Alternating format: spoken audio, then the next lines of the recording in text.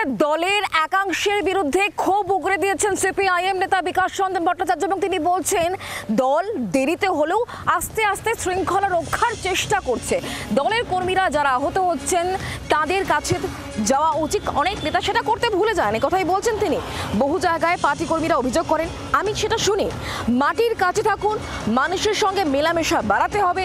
জি 24 ঘন্টা exclusive CPM সাংসদ।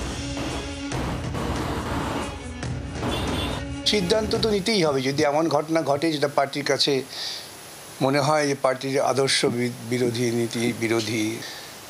দেরিতে হলেও পার্টি শৃঙ্খলা আরোপ করার চেষ্টা করছেন।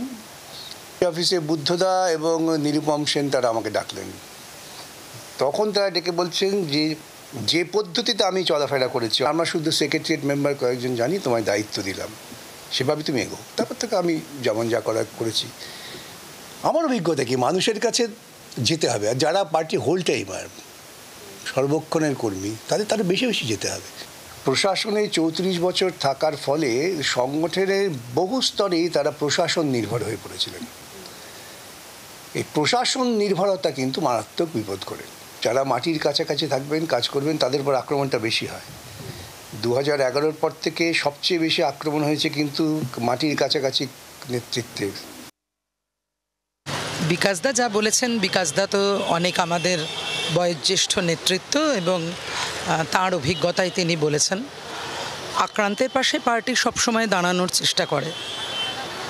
নানান রকম পরিবেশ পরিপ্রেক্ষিত সমস্ত কিছু থাকে, কিন্তু পার্টি নেতৃত্ব এমনকি সকলে সবসময় রং না দেখেই, শুধু আক্রান্ত আমাদের পার্টির কর্মী বলে না, রং না দেখেই যে কোনো কারোর পাশেই আক্রান্ত তার পাশে দাঁড়াতে চেষ্টা করে।